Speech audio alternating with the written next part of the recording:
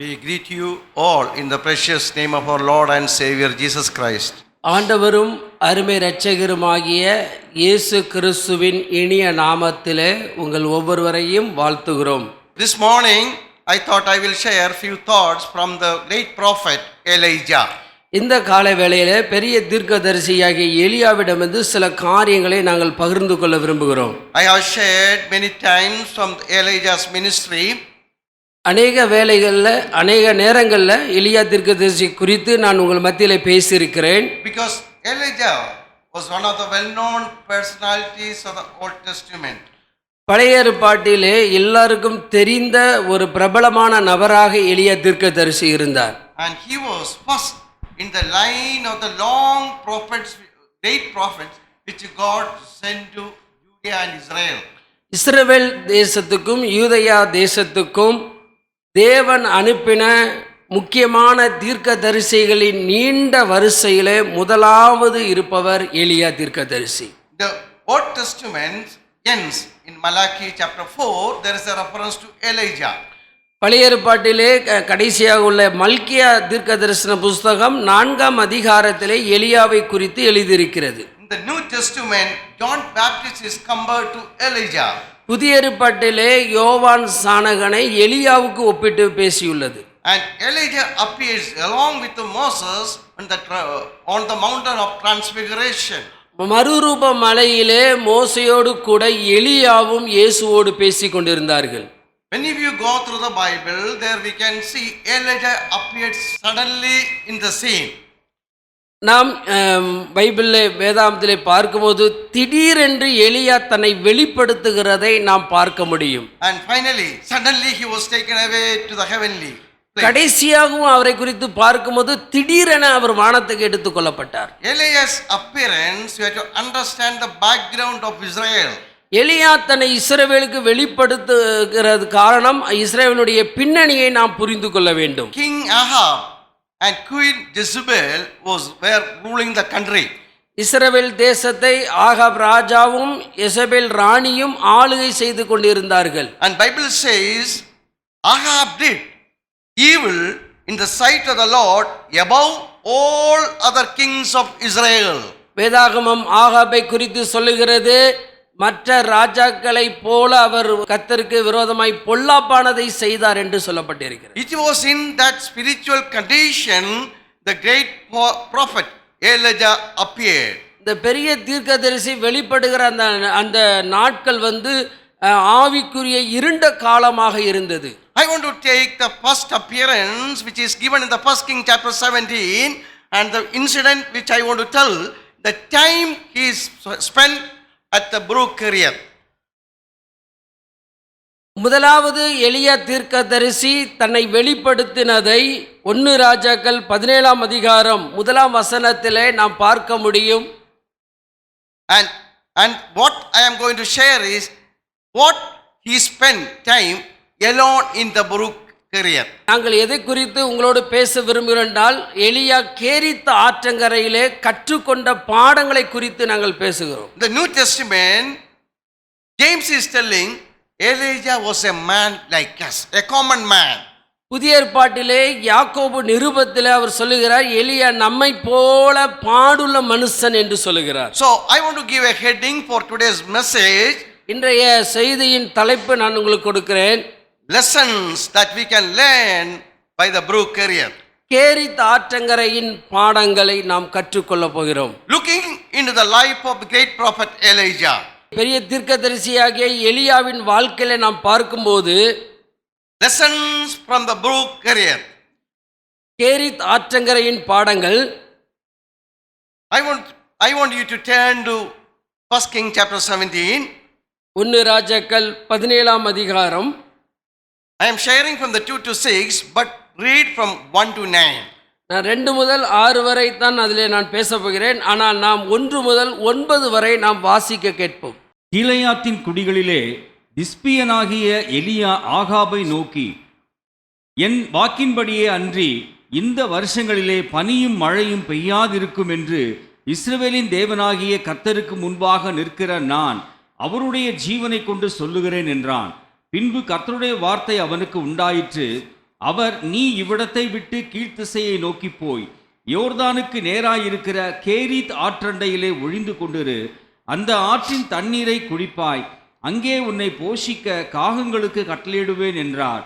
அவன் போய் கர்த்தருடைய வார்த்தையின்படியே யோர்தானுக்கு நேராயிருக்கிற கேரித் ஆற்றண்டையிலே தங்கியிருந்தான். காகங்கள் அவனுக்கு விடியற்காலத்தில் அப்பமும் இறைச்சியும் சாயங்காலத்தில் அப்பமும் இறைச்சியும் கொண்டு வந்தது. தாகத்திற்கு அந்த ஆற்றின் தண்ணீரை குடித்தான். தேசத்தில் மழை பெய்யாதபடியினால் சில நாளுக்கு பின்பு அந்த ஆறு வற்றி போயிற்று. அப்பொழுது கர்த்தருடைய வார்த்தை அவனுக்கு உண்டாயிற்று. அவர், நீ எழுந்து சீதோனுக்கு அடுத்த சாரிபாத் ஊருக்கு போய் அங்கே தங்கியிரு. உன்னை பராமரிக்கும்படி அங்கே இருக்கிற ஒரு விதவைக்கு கட்டளையிட்டேன் என்றார். Elijah suddenly appeared in the king Ahab palace and told, there will be no rain for the next few years except my word. எலியா தீர்க்கதரிசி திடீரென்று ஆகாப் ராஜாவின் அரண்மனையிலே தன்னை வெளிப்படுத்தி, என் வாக்கின்படியே அன்றி இந்த வருஷங்களிலே பனியும் மழையும் பெய்யாதிருக்கும் என்று இஸ்ரவேலின் தேவனாகிய கர்த்தருக்கு முன்பாக நிற்கிற நான் அவருடைய ஜீவனை கொண்டு சொல்லுகிறேன் என்றான். Very short ministry. மிக குறுகிய கால ஊழியம். Then God sent him to the place called Brook Kerith. தேவன் எலியாவை கேரித் ஆற்றங்கரைக்கு அனுப்பினார். Actually, it is a branch of river Jordan. அது யோர்தான் நதியிலிருந்து பிரியக்கூடிய ஒரு ஆறு. He continued to stay there and God provided his need through water and the bread through ravens. அவர் அங்கே தங்கி இருந்து தேவன் அவருக்கு தண்ணீரை குடிக்க கொடுத்து காகங்கள் மூலம் அவரை போஷித்ததை நாம் பார்க்கிறோம். When the brook dried up, God told, okay, you go to the widow's house at Zarephath. Cherith ஆறு வற்றி போன பிறகு தேவன் எலியாவுக்கு சொன்னார், நீ சாரிபாத் விதவின் வீட்டுக்கு போ என்று சொன்னார். This is a story which I want to share. இந்த சம்பவத்தை தான் நான் உங்களோடு பகிர்ந்து கொள்கிறேன். I want to share 4 thoughts with you, 4 காரியங்களை நான் உங்கள் மத்தியிலே நான் பகிர்ந்து கொள்கிறேன், which we can learn by looking into Elijah's life by the brook Kerith. எலியாவின் வாழ்க்கையின் மூலமாகவும் கேரித் ஆற்றங்கரையில் அவர் தங்கியிருந்த காரியங்கள் மூலமாகவும் நம்ம அறிந்து கொள்ள முடியும். 1. God trained Elijah in solitude. முதலாவது, கர்த்தர் எலியாவை தனிமையிலே பயிற்றுவித்தார். Elijah lived a longer period by the brook Kerith alone. எலியா தீர்க்கதரிசி கேரித் ஆற்றங்கரையிலே அநேக ஆண்டுகள் அவர் தங்கியிருந்தார். Probably months and years. மாதங்களாக இருக்கலாம் அல்லது வருடங்களாக இருக்கலாம். Kerith, the word meaning cutting or separation. Cherith என்ற வார்த்தையின் பொருள் துண்டிக்கப்படுதல் அல்லது பிரிக்கப்படுதல். He left his house and companionship and went to the brook Kerith and he stayed there alone. அவர் தன்னுடைய வீட்டையும் தன்னுடைய ஐக்கியத்தையும் விட்டு தனிமையிலே கேரித் ஆற்றங்கரையிலே போய் தங்கியிருந்தார். He separated himself from all human companionship. அவர் தன்னைத்தானே தனிமைப்படுத்தி கொண்டு மற்ற மக்களோடு தொடர்பு இல்லாமல் ஒரு தனிமைப்படுத்தப்பட்ட நிலையில் இருந்தார். In a state of utter solitude, alone in the presence of God. தேவனுடைய சமூகத்திலே தனிமையாக அவர் தங்கியிருந்தார். Probably a remote location. அது மிகவும் ஒரு குக்கிராமமான ஒரு பகுதி. There is no one to talk. There is nobody with him he can walk. அவரோடு பேசுவதற்கோ அவரோடு நடப்பதற்கோ அங்கே ஒரு நபரு கூட கிடையாது. Remember, Elijah was a prophet. His job is sharing what God told him to the people. எலியா தீர்க்கதரிசி ஒரு பெரிய தீர்க்கதரிசி. தேவன் தன்னோடு பேசுகிறதை ஜனங்களுக்கு அவர் சொல்ல வேண்டும். But there were no people at Brook Kerith. ஆனால் கேரித் ஆற்றங்கரையில் எந்த ஒரு மனிதரும் இல்லை. There is no platform, no pulpit to preach. எந்த ஒரு மேஜையோ ஒரு ஸ்டேஜோ அங்க கிடையாது. No opportunity for him to do his work. தேவனுடைய ஊழியத்தை செய்வதற்கான எந்த ஒரு வாய்ப்பும் அங்கே இல்லை. A place of isolation. ஒரு தனிமைப்படுத்தப்பட்ட ஒரு இடம். Cutting away from the world. உலகத்திலிருந்து துண்டிக்கப்பட்ட ஒரு இடம். But alone in the presence of God. ஆனால் தேவனுடைய மகிமையிலே பிரசன்னத்திலே இருந்தார். God was preparing him for a higher ministry. தேவன் அவரை உன்னத ஊழியத்திற்காக ஆயத்தப்படுத்தி கொண்டிருந்தார். Here at Brook-Kerioth, God fed him through ravens, but in the widow's house, God used him to feed widow and her son. இங்கே கேரித் ஆற்றங்கரையிலே தேவன் எலியாவுக்கு காகங்களை கொண்டு போஷித்தார். அதன் பிறகு ஒரு ஏழை விதவையின் வீட்டிலே அங்கே அவருக்கு போசாப்பை கொடுத்தார். And again we can see another great challenge at the Mount Carmel. He stood alone against 850 false prophets. அங்கே மறுபடியும் நாம் பார்க்க முடியும், கர்மேல் பர்வதத்திலே தனியாக 850 தீர்க்கதரிசிகளை கொண்டு போட்டதை, கள்ள தீர்க்கதரிசிகளை கொண்டு போட்டதை நாம் பார்க்க முடியும். So when he was alone at Brook-Kerioth, God was preparing his servant. Kerith ஆற்றங்கரிலே தனிமையாக இருக்கும்போது தேவன் தம்முடைய ஊழியக்காரரை ஆயத்தப்படுத்தினார். Very often in the Bible we can see God is preparing his people in secret. நம் வேதாகமத்திலே அநேக தேவ மனிதர்களை பார்க்க முடியும். தேவன் அநேக தேவ மனிதர்களை ரகசியமாகவே ஆயத்தப்படுத்தி கொண்டிருந்தார். God hid Joseph in prison before he coming into the palace. அவர் யோசேப்பு என்கிற ஒரு தேவ மனிதர் அவர் அரண்மனைக்கு வருவதற்கு முன்பாகவே தேவன் சிறைச்சாலையிலே அவரை ஆயத்தப்படுத்தி. What about Moses? First 40 years he was in the palace, but next 40 years he was in wilderness. Then God taught him. மோசே என்கிற தேவ மனிதன் மூலமாய் நாம் அறிந்துள்ளோம். முதலாவது அவர் 40 வருடங்கள் எகிப்தின் அரண்மனையில் இருந்தார். பின்பாக 40 வருடங்கள் வனாந்தரத்தில் இருந்தார். And God used that time to prepare him to lead his people. தன்னுடைய ஜனங்களை வழி நடத்துவதற்காக மோசேயை கர்த்தர் வனாந்தரத்திலே ஆயத்தப்படுத்தி கொண்டிருந்தார். What about David? King David? தாவீதை பற்றி நான் என்ன சொல்வேன்? Samuel anointed him, but he was running for his life in the mountains, in and out of the cave, but God was preparing him. Samuel தீர்க்கதரிசி தாவீதை ராஜாவாக அபிஷேகம் பண்ணின பிறகு அவர் காடுகளிலும் மலைகளிலும் குகைகளிலும் ஓடி ஒளிந்து கொண்டிருந்தார். In the New Testament, after the conversion of Saul, he was in Arabia for 3 years. புதிய ஏற்பாட்டிலே அப்போஸ்தலனாகிய பவுலுடைய மனம் திரும்புதலுக்கு பிறகு 3 வருடங்கள் அரேபிய தேசத்திலே அவர் தனித்திருந்தார். Before becoming a great missionary, he spent 3 years with God. அவர் மிகப்பெரிய மிஷனரியாக அவர் வருவதற்கு 3 வருடங்கள் அரேபிய தேசத்திலே தனிமையிலே தேவனோடு இருந்தார்.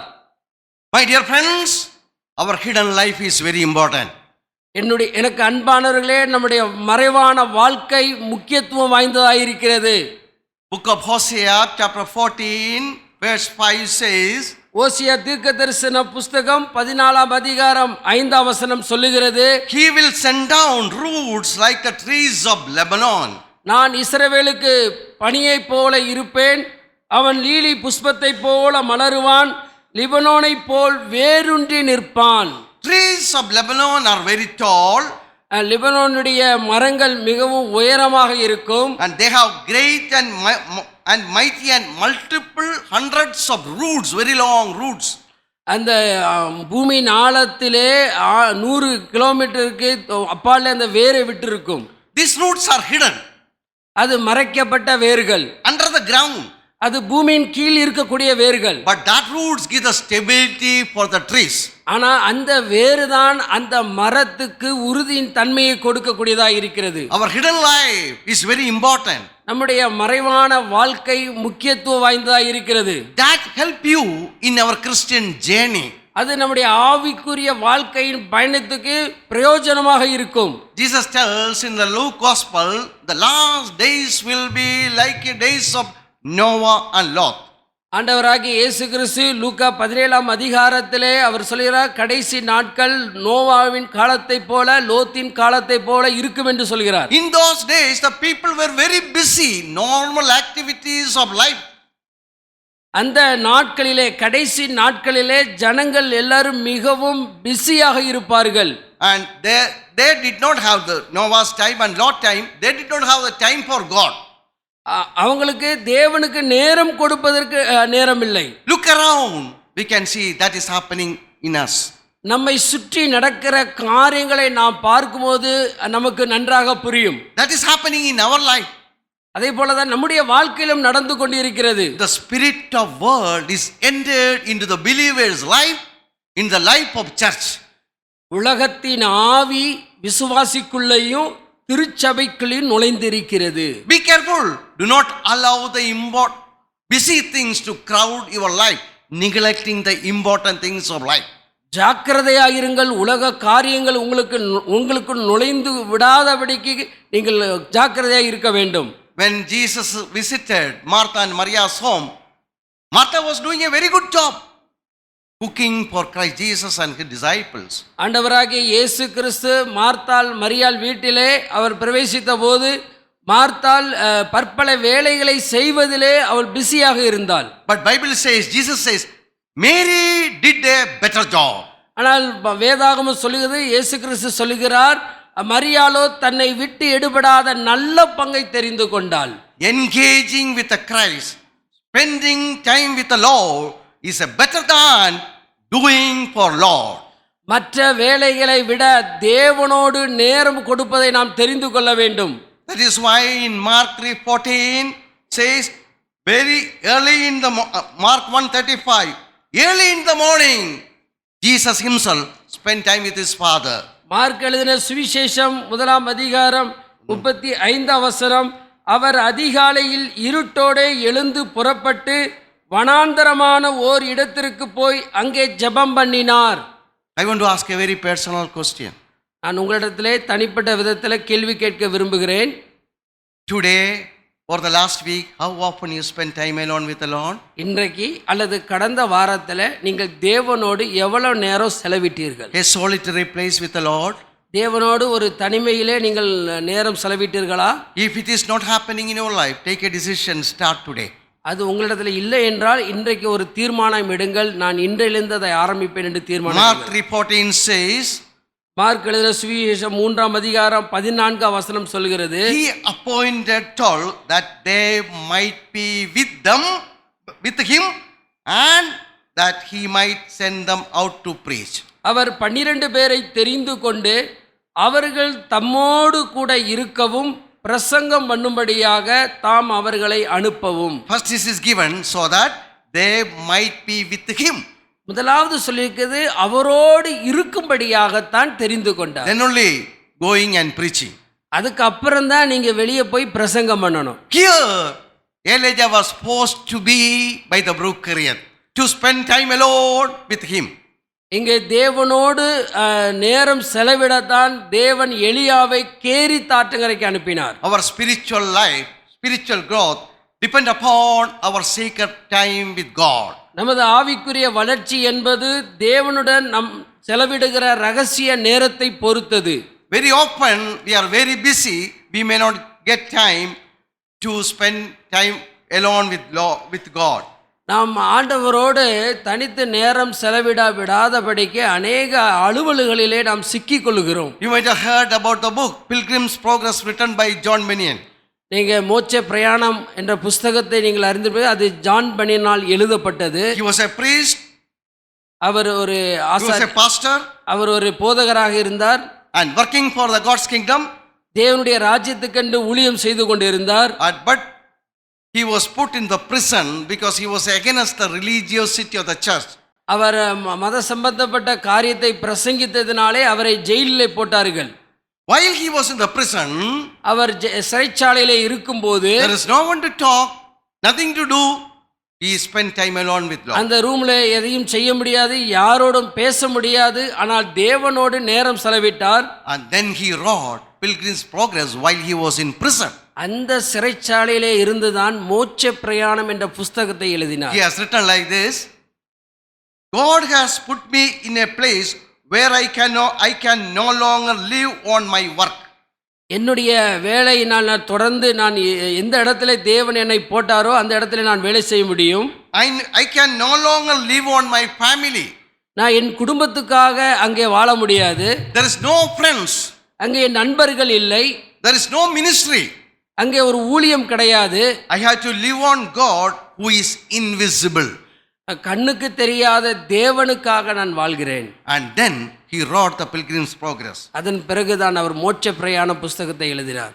God trained Elijah in solitude. தேவன் எலியாவை தனிமையிலே அவர் பயிற்றுவித்தார். Second thought I want to share is, இரண்டாவது காரியம் நான் உங்களோடு பேசுகிறேன். God guided Elijah by step. கர்த்தர் எலியாவை படிப்படியாக வழி நடத்தினார். After Elijah's confrontation with the king Ahab, God told, okay, you go to the brook area. எலியா தீர்க்கதரிசி ஆகாபுடன் தீர்க்கதரிசன வார்த்தைகளை பேசின பிறகு தேவன் எலியாவிடம் சொன்னார், நீ கேரித் ஆற்றங்கரைக்கு போ. He obeyed and lived there for probably months and years. அவன் தேவனுடைய வார்த்தைக்கு கீழ்ப்படிந்து அந்த ஆற்றங்கரையிலே மாதங்களாக வருடங்களாக அவர் இருந்தார். Only one step God told, go to the brook area. ஒரே ஒரு படிதான் அவர் சொன்னார், நீ ஆற்றங்கரைக்கு போ. He did not demand to know more about his journey. அவர் எலியாக்கு இன்னும் என்னுடைய வாழ்க்கையில அடுத்து என்ன நடக்குன்னு அவர் ஆண்டவரை கேட்க விரும்பல. And the brook was drying. அந்த ஆற்றங்கரை அந்த ஆறு வற்றி கொண்டு இருக்கிறது. And when it is completely dried, God told, okay, now you go to the widow's house. அந்த கேரித் முழுவதுமாக வற்றி போன பிறகு தேவன் எலியாவிடம் சொன்னார், நீ சாரிபாத் விதவின் வீட்டுக்கு போய் என்று சொன்னார். And he obeyed and moved to the widow's house at Zarephath. அங்கே அவர் கீழ்ப்படிந்து அந்த சாரிபாத் விதவை வீட்டுக்கு போனார். God showed his plan step by step. தேவன் தம்முடைய திட்டத்தை படிப்படியாக காண்பித்தார். Again in the chapter 19, Elijah was running for his life, not according to the God's plan, into the wilderness. இந்த 1 ராஜாக்கள் 19ஆம் அதிகாரத்திலே நாம் பார்க்கிறோம், எலியா தீர்க்கதரிசி ஓடி போகிறார். For his life. அவருடைய வாழ்க்கையை காப்பாற்றிக் கொள்வதற்காக ஓடி போகிறார். There we can see God encountered him at the Mount Horeb.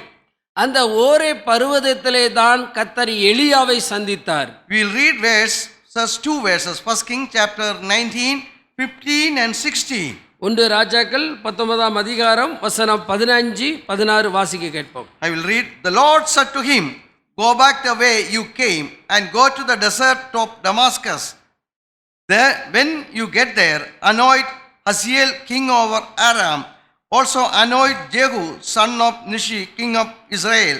And anoint Elisha son of Shaphat from Abel Meholoth to succeed as a prophet. அப்பொழுது கர்த்தர் அவனை பார்த்து, நீ தமஸ்குவின் வழியாய் வனாந்தரத்துக்கு திரும்பி போய் ஆசகேலை சீரியாவின் மேல் ராஜாவாக அபிஷேகம் பண்ணி, பின்பு நிம்சியின் குமாரனாகிய யெகூவை இஸ்ரவேலின் மேல் ராஜாவாக அபிஷேகம் பண்ணி, ஆபேல் மெகோலா ஊரான சாபாத்தின் குமாரனாகிய எலிசாவை உன் ஸ்தானத்திலே தீர்க்கதரிசியாக அபிஷேகம் பண்ணு. From the Mount Horeb, God guided Elijah with a special mission. ஓரே பர்வதத்திலே ஆண்டவர் எலியாவுக்கு ஒரு விசேஷ தரிசனத்துக்கு நேராக வழி நடத்தினார். So God was guiding Elijah step by step. தேவன் எலியாவை படிப்படியாக வழி நடத்தினார். Look into the famous conversion story of Saul.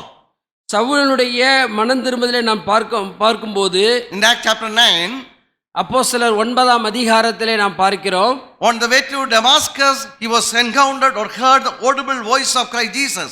அவர் தமஸ்குக்கு போகிற வழியிலே தானே கர்த்தராகிய இயேசு கிறிஸ்துவின் சத்தத்தை அவர் கேட்டார். He became blind. அவர் பார்வையற்றவராய் கீழே விழுந்தார். But verse 6 says one step, arise and enter the city. ஆனால் வசனம் 6ஆம் அதிகாரம் அப்போஸ்தலர் 9:6 ஒரு வார்த்தை சொல்லப்பட்டிருக்கிறது, நீ எழுந்து பட்டணத்துக்குள்ளே போ. Only one step to Paul. ஒரே படிதான் பவுலுக்கு கர்த்தர் காண்பித்தார். He did not ask whom I have to meet, what I have to do, show the blueprint of my life. அங்கே பவுல் தேவனிடத்தில் நான் யாரை பார்க்க வேண்டும், எங்கே போக வேண்டும், என் வாழ்க்கையினுடைய நீல வரைபடத்தை காண்பி என்று தேவனிடத்தில் கேட்கவில்லை. He obeyed the first step. முதல் படிக்கு அவர் கீழ்ப்படிந்தார். I read somewhere, if he had not obeyed, he might have continued as a blind beggar on the roadside of the Damascus. நான் ஒரு இடத்துல படித்தேன், அவர் ஒருவேளை அவர் அந்த சத்தத்துக்கு கீழ்ப்படியவில்லை என்றால் அவர் அந்த தமஸ்கு வழியிலே ஒரு குருடனாகத்தான் இருந்திருக்க வேண்டும். But he obeyed first step. ஆனால் அவர் முதல் படி கீழ்ப்படிந்தார். Very often we want the blueprint of our life. We want to see the other end of the road. அநேக வேளைகளில் நாம் கூட நம்முடைய வாழ்க்கையினுடைய வரைபடத்தை பார்க்க விரும்புகிறோம், அல்லது ரோட்டினுடைய அடுத்த கரை என்ன என்று சொல்லி பார்க்க விரும்புவோம். To walk by faith means to walk one step at a time. விசுவாசத்தில் நடப்பது என்பது என்றால் அந்த நேரத்தில் ஒரு படி எடுத்து வைக்கிறது தான் விசுவாசத்தில் நடப்பது. He unfolds the plan step by step.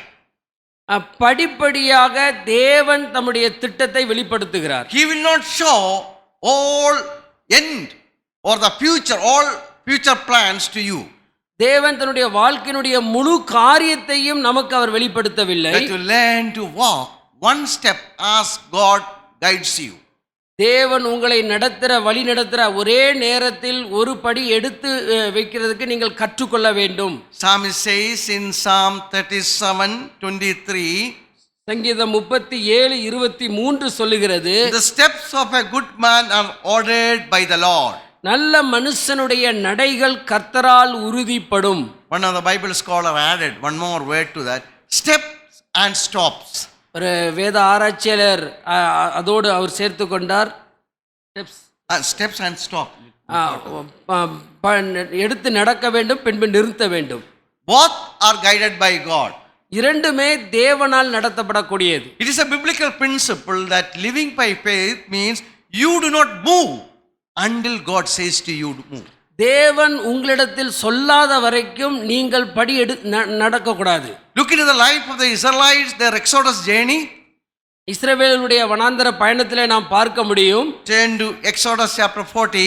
யாத்திராகமம் 40ஆம் அதிகாரம் 36-38. வாசஸ்தலத்திலிருந்து மேகம் மேலே எழும்பும்போது இஸ்ரவேல் புத்திரர் பிரயாணம் பண்ண புறப்படுவார்கள். இஸ்ரவேல் வம்சத்தார் பண்ணும் எல்லா பிரயாணங்களிலும் அவர்கள் எல்லாருடைய கண்களுக்கும் பிரத்யட்சமாக பகலில் கர்த்தருடைய மேகமும் இரவில் அக்கினியும் வாசஸ்தலத்தின் மேல் தங்கியிருந்தது. So God was guiding the journey of Israelites. இஸ்ரவேலுடைய வழி பயணங்களை தேவன் வழி நடத்தினார். By the pillar of cloud and the pillar of cloud with fire.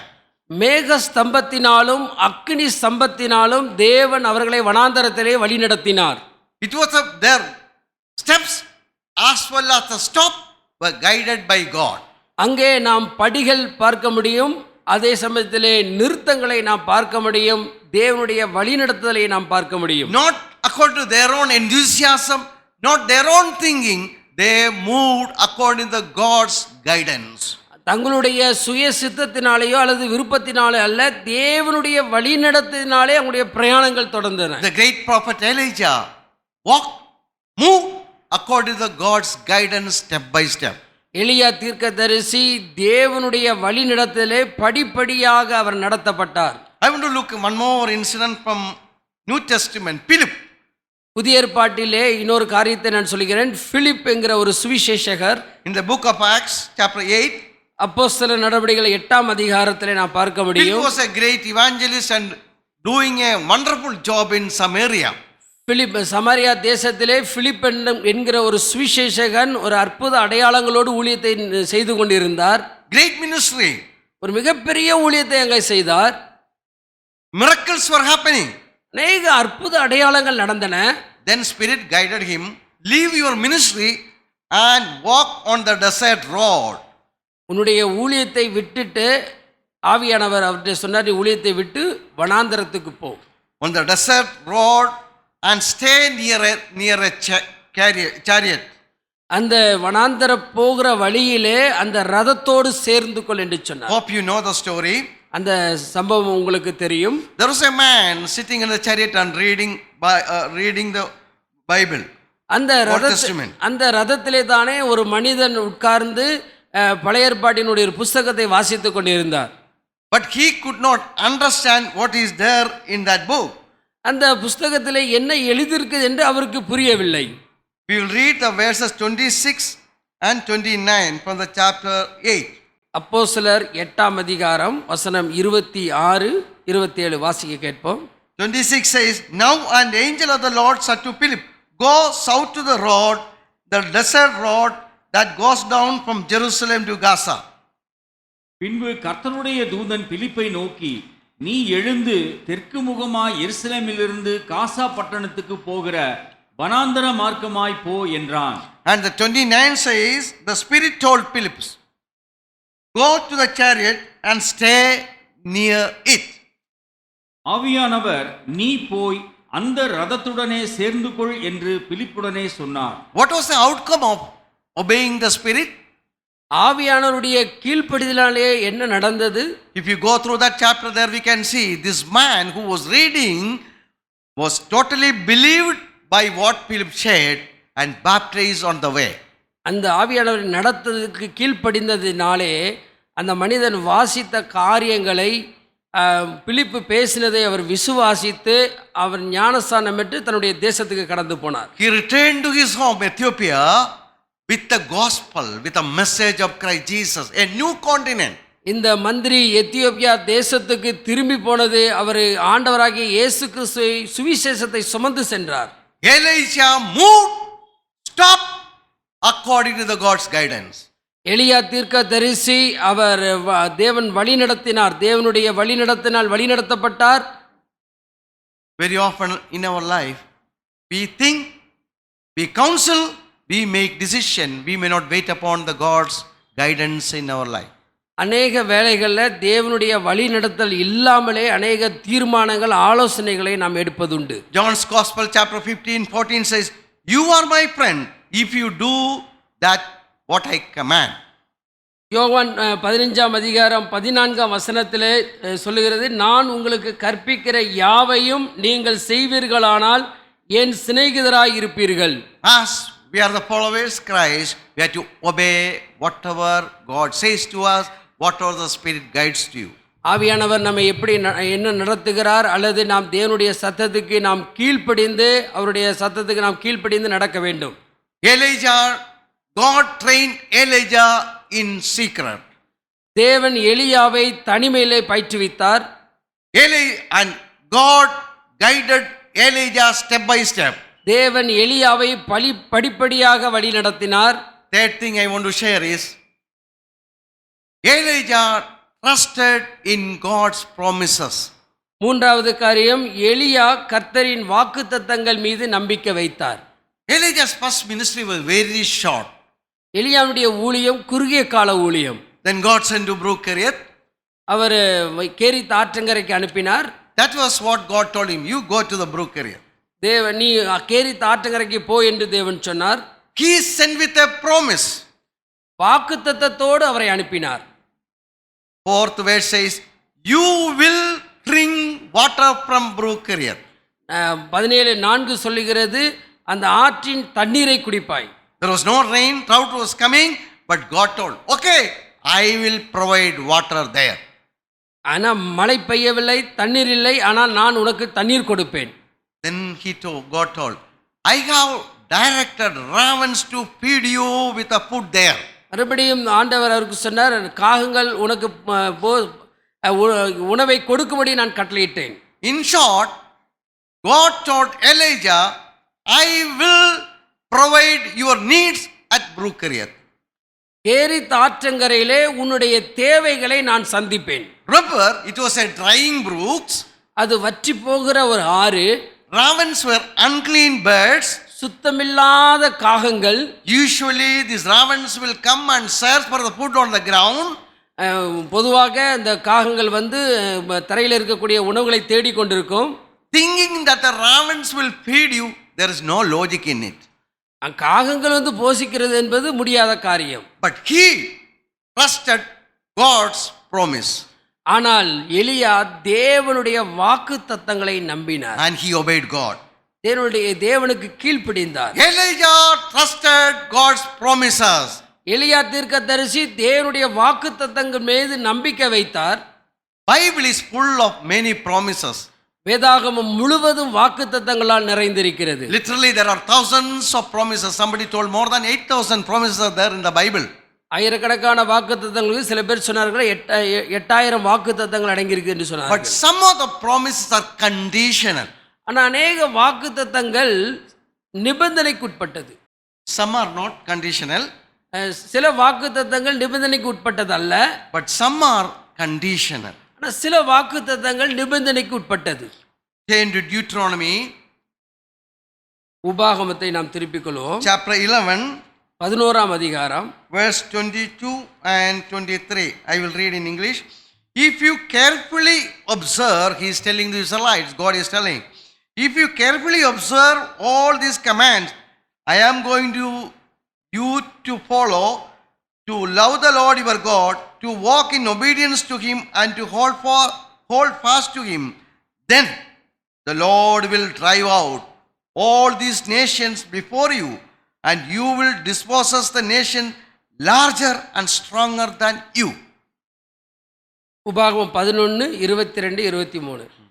நீங்கள் உங்கள் தேவனாகிய கர்த்தரிடத்தில் அன்பு கூர்ந்து அவர் வழிகளெல்லாம் நடந்து அவரை பற்றி கொண்டிருக்கும்படி நான் உங்களுக்கு செய்ய கற்பிக்கிற இந்த கற்பனைகளை எல்லாம் ஜாக்கிரதையாய் கை கொள்வீர்களானால் கர்த்தர் உங்களுக்கு முன்பாக அந்த ஜாதிகளை எல்லாம் துரத்தி விடுவார். உங்களை பார்க்கிலும் ஜனம் பெருத்த பலத்த ஜாதிகளை நீங்கள் துரத்துவீர்கள். Here there is a condition. Observe all these commandments. இங்கே நாம் பார்க்கிறோம் என்னுடைய கட்டளைகளை எல்லாம் கவனிக்க வேண்டும் என்கிற ஒரு நிபந்தனையை பார்க்கிறோம். Then I will drive out. அதற்கு பிறகுதான் அந்த ஜாதிகளை எல்லாம் துரத்தி விடுவேன். Very often we want the blessings, but we don't want to obey. நமக்கு அநேக வேளைகளில் ஆசீர்வாதம் வேணும், ஆனால் நிபந்தனைக்கு உட்பட்டதல்ல. Romans chapter 10, 19 telling about the salvation. It is a conditional. ரோமர் 10ஆம் அதிகாரம் 9ஆம் வசனம் ரட்சிப்பை பற்றிய வசனம், அது நிபந்தனைக்கு உட்பட்ட ஒரு வார்த்தை. If you declare with your mouth Jesus is the Lord and believe in your heart, then that God raised him from the dead, then you will be saved. என்னவென்றால் கர்த்தராகிய இயேசுவை நீ உன் வாயினாலே அறிக்கையிட்டு தேவன் அவரை மரித்தொழிந்து எழுப்பினார் என்று உன் இருதயத்திலே விசுவாசித்தால் ரட்சிக்கப்படுவாய். So very often Bible we can see conditional blessings. வேதாகமத்திலே பார்க்கிறான் நிபந்தனைக்கு உட்பட்ட ஆசீர்வாதங்களை நாம் பார்க்க முடியும். There will be a promise along with a command. வாக்குத்தத்தங்களோடு கட்டளை உண்டு. What is a promise? வாக்குத்தத்தம் என்பது என்ன? This assurance from God. அது கர்த்தரிடத்திலிருந்து வந்த நிச்சயமான ஒரு வார்த்தை. Any promise is depending upon who is giving the promise. யார் வாக்குத்தத்தங்களை கொடுக்கிறார்களோ அவர்களை சார்ந்துதான் வாக்குத்தத்தம் இருக்கிறது. You think you are going out and a small boy, 8-year-old boy is coming and tell you, I will give you sir 10,000. Will you believe? நீங்க வெளியே போன பிறகு ஒரு சின்ன பையன் வந்து உங்கள்கிட்ட சொல்றாரு, நான் உங்களுக்கு ஒரு 10,000 தரேன், நீங்க நம்புவீங்களா? ஒரு பையன் வந்து உங்கள்கிட்ட சொல்ற 10,000 தரேன்னு சொன்னா நீங்க நம்புவீங்களா? I will not. நான் நம்ப மாட்டேன். But if Timothy tells me, I will believe. Timothy சொன்னாருன்னா நான் நம்புவேன். We are living in a world with all broken promises. Many people will promise, but they will not follow the promise. நாம் வந்து உடைந்து போன அந்த சத்தியமான உலகத்தில் தான் நாம் வாழ்ந்து கொண்டு இருக்கிறோம். Because of the conditions, very often they cannot. 2 days back, one of my friend was driving from Trichy. 2 நாளைக்கு முன்பாக என்னுடைய நண்பர் திருச்சியிலிருந்து என்னை சந்திக்க வந்தார். I called him, he told, I am in Salipudur, I will reach home within 10 minutes. நான் phone செய்த போது அவர் சொன்னார், நான் சாலைப்புதூரில் இருக்கிறேன், நான் 10 நிமிடங்களில் நான் வந்து விடுவேன். So I was waiting for the 10, 15, 20 minutes, he didn't reach. நான் 10-15 நிமிடங்கள் நான் அவருக்காக காத்ததேன், அவர் வரவில்லை. I called again. நான் மறுபடியுமாய் ஃபோன் செய்தேன். Then he told, sir, I am in a traffic jam. அவர் சொன்னார், நான் டிராஃபிக் ஜாமில் இருக்கிறேன் சார்ன்னு சொன்னார். Many of the things are not in our control. அநேக காரியங்கள் நம்முடைய கட்டுப்பாட்டில் இல்லை. But God is not such thing. God is a promise giver and a promise keeper. தேவன் அப்படி அல்ல. தேவன் கர்த்தர் வாக்குத்தத்தத்தை உருவாக்குபவர் மற்றும் வாக்குத்தத்தத்தை காப்பவராக இருக்கிறார். Hallelujah. Hallelujah. Because our God is a source of all the blessings and he is controlling everything. நம்முடைய தேவன் ஆசீர்வாதங்களின் மூலதானமாய் இருக்கிறார். அவர் அநேக காரியங்களை தன்னுடைய கட்டுப்பாட்டிலே வைத்திருக்கிறார். Numbers 23:19 says, என்னாகமம் 23ஆம் அதிகாரம் 19ஆம் வசனம் சொல்லுகிறது, God is not human that he should lie, not a human being that he should change his mind. Does he speak and then not act? Does he promise and then not act? பொய் சொல்ல தேவன் ஒரு மனிதன் அல்ல, மனமாற அவர் ஒரு மனுபுத்திரனும் அல்ல.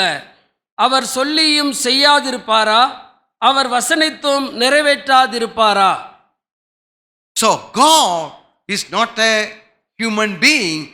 He is a creator, he is a sustainer, he is a control of everything. தேவன் ஒரு மனிதன் அல்ல, தேவன் ஒரு சிருஷ்டிகர். அவர் எல்லாவற்றையும் கட்டுப்படுத்தக்கூடியவராய் வல்லமை மிக்கவராய் இருக்கிறார். So promise we can trust depending upon who is giving the promise. வாக்குத்தத்தத்தை யார் கொடுத்தார்களோ அவர்களை நான் நம்பி இருக்க வேண்டும். I was reading another incident which happened in States அமெரிக்க தேசத்தில் நடந்த ஒரு சம்பவத்தை நான் படித்து கொண்டிருந்தேன். about a man called Russell Herman. Russell Herman என்கிற ஒரு மனிதனை பற்றி. In 1994, at the age of 67, he died. 1994 67 வயதில் அவர் மரித்து போனார். He made a covenant, will. அவர் ஒரு உயில் எழுதினார். In that it is telling, I will give 2.4 billion dollars to the nearby town for its development. Billion means almost 100 crore. அவர் தன்னுடைய உயிலில் எழுதினார். தன்னுடைய பட்டணத்தில் இருக்க அந்த ஒரு திட்டத்துக்காக 2.4 பில்லியன் அந்த பணத்தொகை எழுதினார். Then he written 1.5 billion for the projects of his own town. தன்னுடைய சொந்த பட்டணத்துக்காக 1.5 மில்லியன் அந்த பணத்தொகை எழுதினார். Another large amount to the federal bank. பேங்க்கு கொடுப்பதற்காக ஒரு பெரிய தொகையை அவர் எழுதினார், உயில் எழுதினார். He is very generous, no? எவ்வளவு உதாரத்துவமான ஆள் பாருங்க. But when he died, he found that he did not have anything except an old car. ஆனால் அவர் மரித்து போன பிறகு எதுவுமே அவர்கிட்ட கிடையாது, ஒரு பழைய கார் தான் இருந்திருக்குதாங்க. So the lesson we have to learn is you cannot give away what you not possess. இங்கே நமக்கு ஒரு பாடத்தை கற்றுக்கொள்ள முடியும். நம்மகிட்ட என்ன இருக்குதோ அதை வச்சு நம்ம கொடுக்க முடியாது. But God is a controller. He is the owner of everything. So his promises we can trust, we can believe. தேவன் எல்லாவற்றுக்கும் அவர் தலைமைத்துவமாய் இருக்கிறார். அவர் எல்லாவற்றையும் கட்டுப்படுத்தக்கூடியவராய் இருக்கிறார். அவரால் எதையும் செய்ய முடியும். Promise is an assurance from God. வாக்குத்தத்தம் தேவனிடத்திலே நிச்சயிக்கப்பட்ட வார்த்தையாக வருகிறது. A command from God is something we should do. தேவனிடத்தினுடைய கட்டளை நாம் செய்ய வேண்டியதை குறிக்கிறது. Promise from God is God will do. தேவனுடைய வாக்குத்தத்தமானது அவர் செய்யக்கூடியதை குறிக்கிறது. A command must be obeyed, a promise should be believed. நாம் கட்டளைக்கு கீழ்ப்படிய வேண்டும், வாக்குத்தத்தத்தை விசுவாசிக்க வேண்டும். When God gives a command, he will tell you should do or you will do, and he will say I will do. That is a promise. தேவன் ஒரு கட்டளையை கொடுக்கும்போது அதை நாம் செய்ய வேண்டும். பின்பு தேவன் அந்த வாக்குத்தத்தத்தை நிறைவேற்றக்கூடியவர். Very often God's command, the Bible is associated with a promise. அநேக வேளைகளிலே தேவனுடைய வாக்குத்தத்தமானது கட்டளைகளோடு சார்ந்ததாக இருக்கிறது. Remember, God will not forget his promises to his people. கர்த்தர் தமது வாக்குத்தத்தத்தை ஒருபோதும் மறப்பது இல்லை. He never abandoned, never neglect his children. அவர் தன்னுடைய பிள்ளைகளை ஒருபோதும் புறக்கணிப்பதில்லை. Hallelujah. Hallelujah. Sometimes we may think God has forgotten. God is not hearing our prayers. சில வேளைகளில் தேவன் என்னை மறந்து விட்டாரோ, தேவன் என் ஜெபத்தை கேட்கவில்லையோ என்று நாம் நினைப்பது உண்டு. Remember, God will never forget his people. ஒன்றை புரிந்து கொள்ளுங்கள், தேவன் ஒருபோதும் தன்னுடைய ஜனத்தை மறப்பதில்லை. And God will always hear our prayers and answer at the right time according to God's timetable. தேவன் நம்முடைய ஜெபத்தை எப்பொழுதும் கேட்கிறார், தன்னுடைய வேளையிலே நேரத்திலே பதிலளிக்கக்கூடியவராய் இருக்கிறார். Only what is our responsibility? நம்முடைய பொறுப்பு என்ன? We have to obey God's commandment and move forward. தேவனுடைய கட்டளைக்கு கீழ்ப்படிந்து அவரை நோக்கி நாம் செல்ல வேண்டும். Many of you might have heard about the Hudson Taylor in the great missionary to the China. சீனா தேசத்திலே மிகப்பெரிய ஒரு மிஷனரி ஹட்சன் டெய்லரை பற்றி நாம் அறிந்திருக்கிறோம். Once he went to the one of the bank in England to start an account for his missionary work. தன்னுடைய missionary வேலைக்காக இங்கிலாந்து தேசத்தில் இருக்கக்கூடிய பேங்க்ல ஒரு அக்கவுண்ட் ஓபன் பண்ண சென்றார். While filling the application form, there is a question, how much assets, how much money you have. அவர் அப்ளிகேஷனை பார்த்து அதில் ஒரு கேள்வி இருந்தது, எவ்வளவு பணம் முன்னிடத்தில் இருக்கு என்று சொல்லி அந்த கேள்வி இருந்தது. He wrote his name and address and then this question. அவருடைய பெயரையும் அவருடைய விலாசத்தையும் எழுதி அந்த கேள்விக்கு பதில் எழுதினார். He wrote 10 pounds. 10 pounds means like a 10 rupees for us. நமக்கு ஒரு 10 ரூபாய் போல இங்கிலாந்து தேசத்தில் ஒரு 10 பவுண்ட்ஸ் என்று சொல்லப்படுகிறது. 10 pounds and promises of God. 10 ரூபாயும் தேவனுடைய வாக்குத்தத்தங்களும் என்று எழுதினார். He wrote in the form. அந்த ஃபார்ம்லே அவர் எழுதினார். Yes, he trusted God. உண்மைதான், அவர் தேவனை சார்ந்திருந்தார். And he did the great missionary work in China. China தேசத்திலே மிகப்பெரிய மிஷனரி ஊழியத்தை அவர் நிறைவேற்றினார். My dear friends, God will not forget the promises which he has made with you. உங்களோடு தேவன் கொடுத்த வாக்குத்தத்தத்தை ஒருபோதும் தேவன் மறப்பதில்லை. When God is not answering, you may think God went for a vacation. ஒருவேளை தேவன் என்னுடைய ஜெபத்துக்கு பதில் கொடுக்கலவே அவர் விடுமுறைக்கு சென்று விட்டாரோ என்று யோசிக்கலாம். You may think God has forgotten your promises. தேவன் தம்முடைய வாக்குத்தத்தங்களை மறந்து விட்டாரோ என்று யோசிக்கலாம். But your timetable and the God's timetable may be different. உங்களுடைய கால அளவும் தேவனுடைய அளவும் வித்தியாசமானது. So whenever a situation like that come in your life, turn to God's word. Stand firm wait till God's time. உங்களுடைய வாழ்க்கையில பிரச்சனைகள் போராட்டங்கள் வந்தால் நீங்கள் வேதாகமத்தை படியுங்கள், தேவனிடத்திலே திரும்புங்கள். தேவன் தம்முடைய நேரத்திலே தன்னுடைய வேலையை செய்வார். Elijah never questioned God. எலியா தீர்க்கதரிசி ஒருபோதும் தேவனிடத்திலே கேள்வி கேட்கவில்லை. He never questioned how ravens could bring food. காகங்கள் எனக்கு எப்படி ஆகாரம் கொண்டு வரும் என்று சொல்லி அவர் கேள்வி எழுப்பவில்லை. He never asked how the brook could give running water when it was drought. அவர் ஒருபோது இந்த ஆறு வற்றி கொண்டிருக்க எப்படி தண்ணீர் கொடுக்கும் என்று சொல்லி அவர் கேள்வி கேட்கவில்லை. He trusted God's promises because God gave promise. தேவனுடைய வாக்குத்தத்தங்களை நம்பினார், ஏனென்றால் வாக்குத்தத்தங்களை கொடுத்தவர் தேவனே. Hallelujah. Hallelujah. Our God is a promise giver and a promise keeper.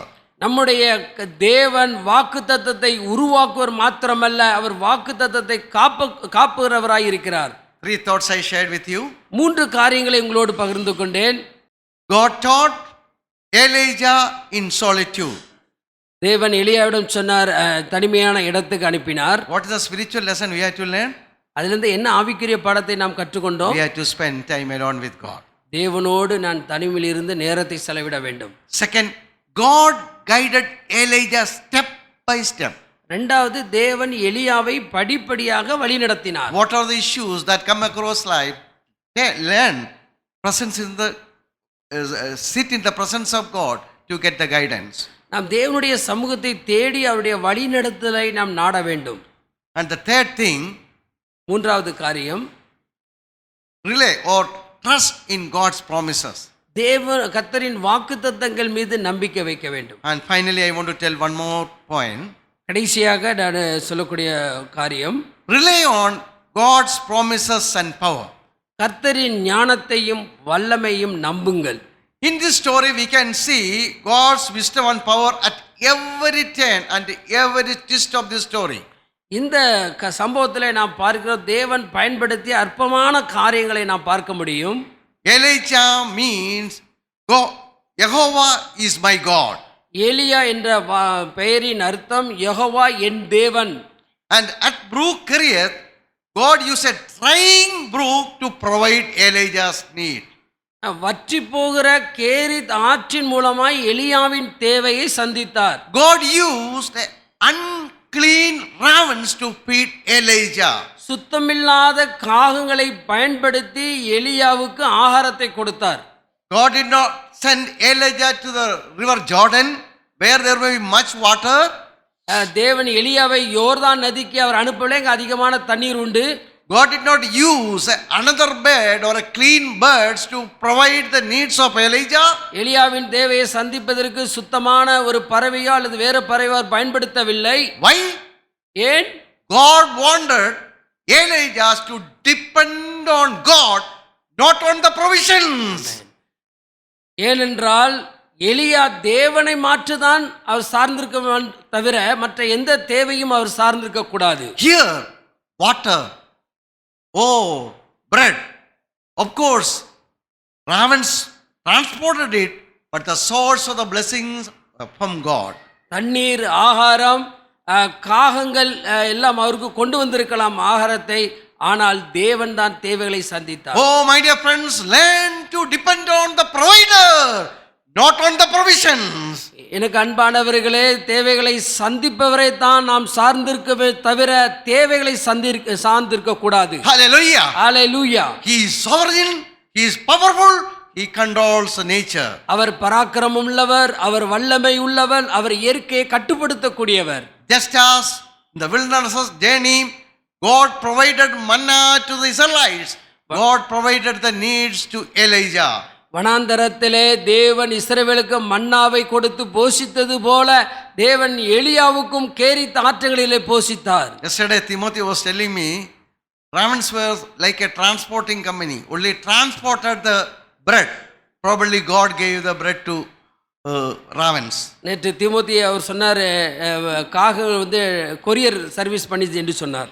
So here, source of blessing, God was a source of blessing. இங்கே நாம் பார்க்கிறோம், தேவன் தான் ஆசீர்வாதங்களின் மூலாதாரம். By natural means or a supernatural way. இயற்கை மற்றும் இயற்கைக்கு அப்பாற்பட்ட விதத்திலே தேவைகளை சந்திப்பவர். Natural and supernatural. இயற்கைக்கு அப்பாற்பட்டவர். Here water, a natural way. Bread through the ravens, a supernatural way. இந்த தண்ணீர் இயற்கையிலிருந்து வந்தது, ஆனால் காகங்கள் மூலமாய் அந்த ரொட்டியும் இறைச்சியும் அது இயற்கைக்கு அப்பாற்பட்ட விதத்தில் வந்தது.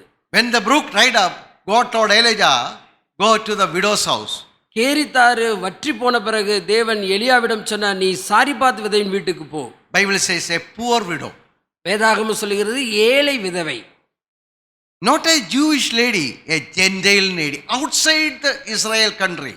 அவங்க வந்து ஒரு யூத பெண் அல்ல, இஸ்ரவேலுக்கு அப்பாற்பட்ட அந்த புறஜாதியான ஒரு பெண்.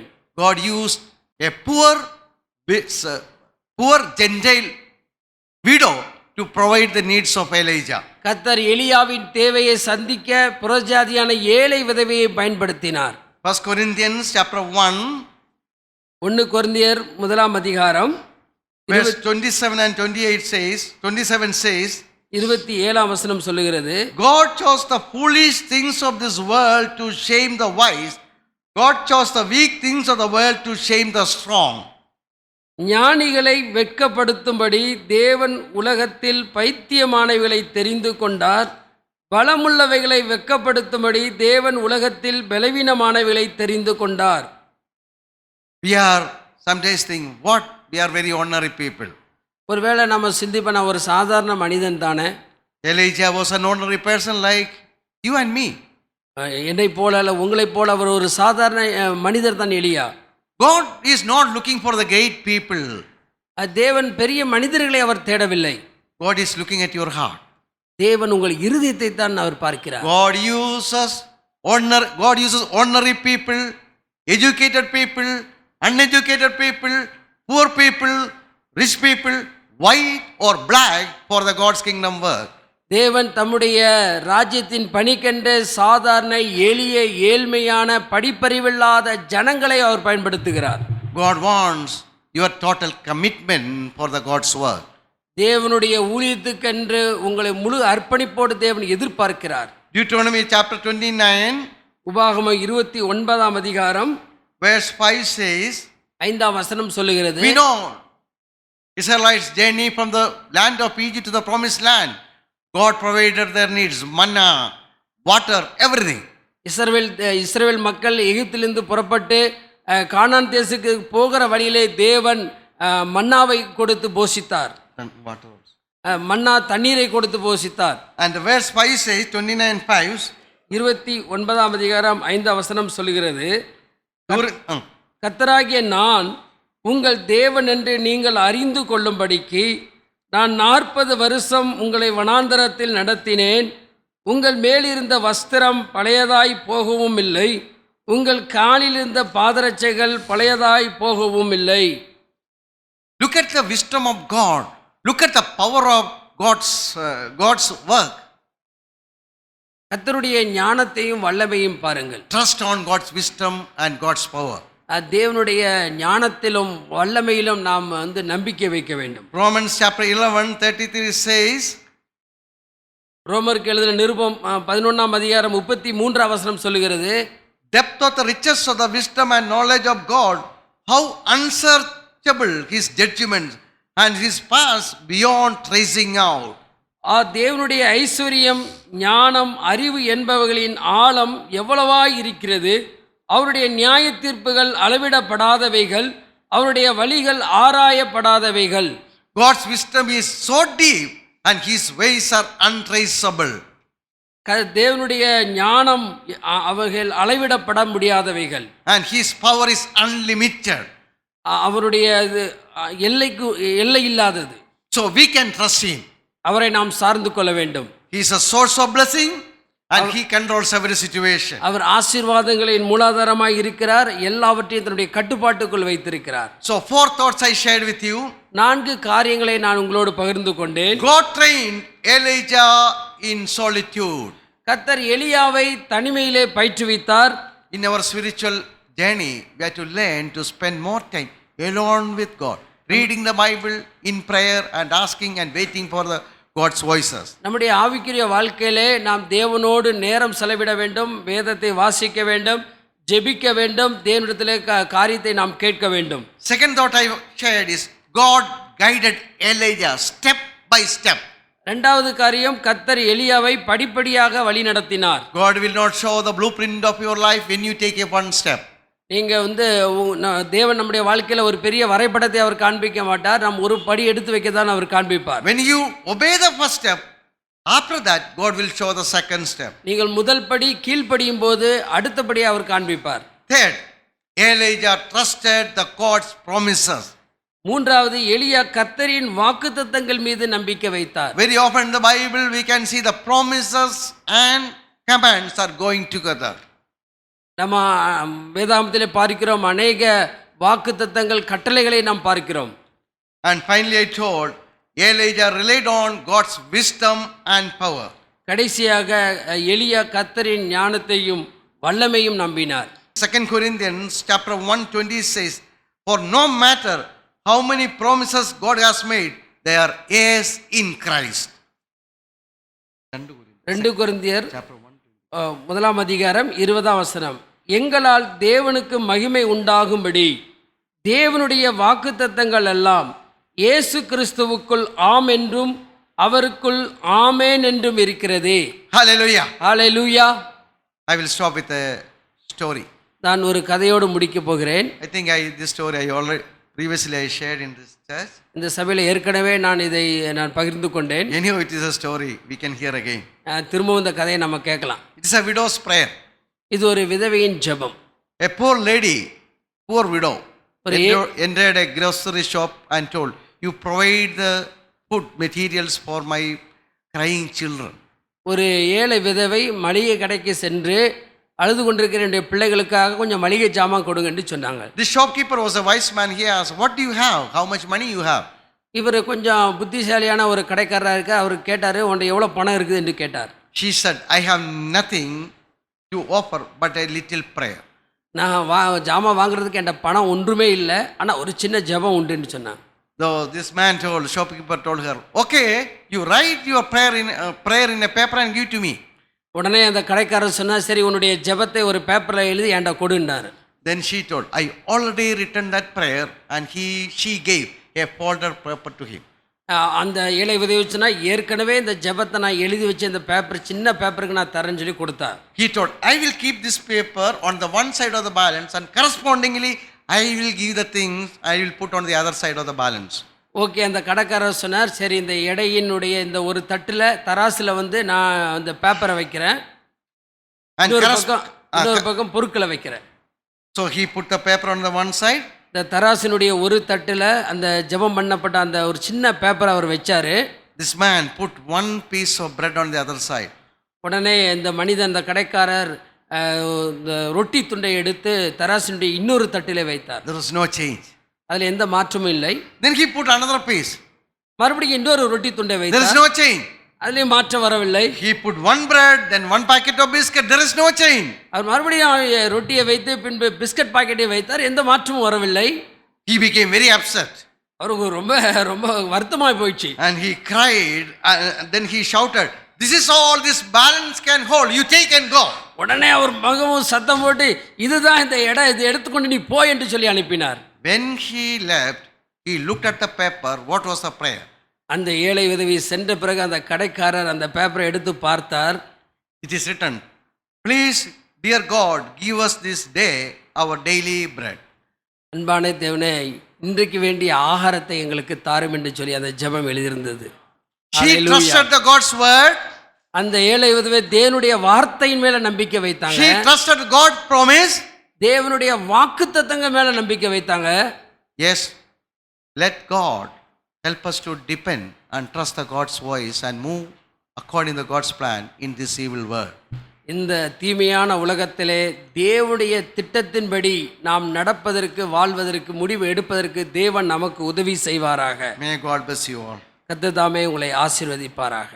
நம்ம எல்லாரும் ஜெபிக்க போகிறோம். எழுந்து நின்று தேவன் கொடுத்த வார்த்தைகள், வாக்குத்தத்தங்கள் ஆம் என்றும் ஆமீன் என்றும் எழுதியிருக்கிறது.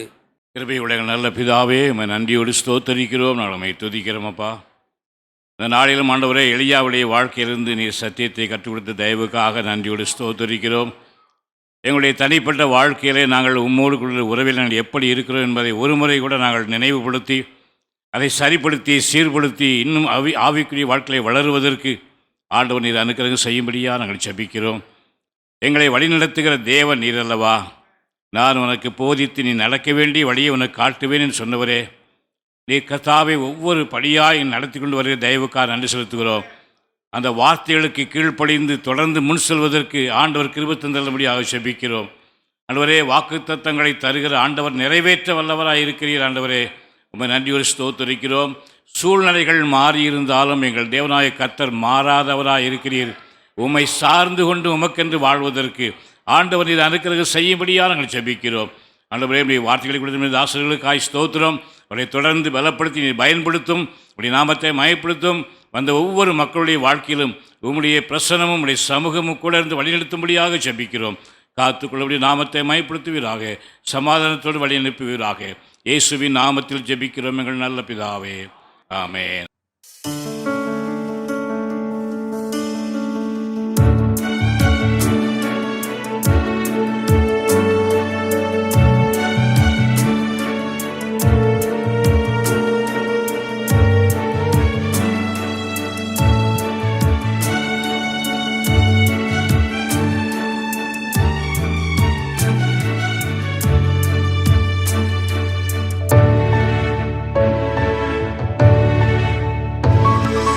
கர்த்தாவே சொல்லும் ஆடியேன் கேட்கிறேன், நித்திய ஜீவ வசனமே. ஜீவ ஊற்று, ஜீவ தண்ணீர், ஜீவநதியாகுமே. கர்த்தாவே சொல்லும் அடியேன் கேட்கிறேன், நித்திய ஜீவ வசனமே. ஜீவ ஊற்று, ஜீவ தண்ணீர், ஜீவநதியாகுமே.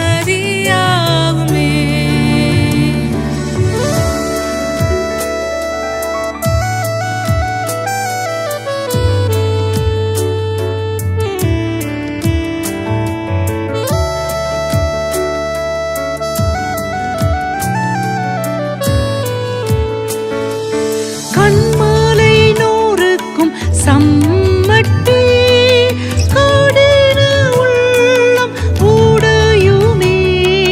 கண்மாலை நூறுக்கும் சம்மட்டி, கடின உள்ளம் உடையுமே. கர்த்தரின் வார்த்தை மாறாதே, கற்பாறை நீலத்தை மாற்றுமே.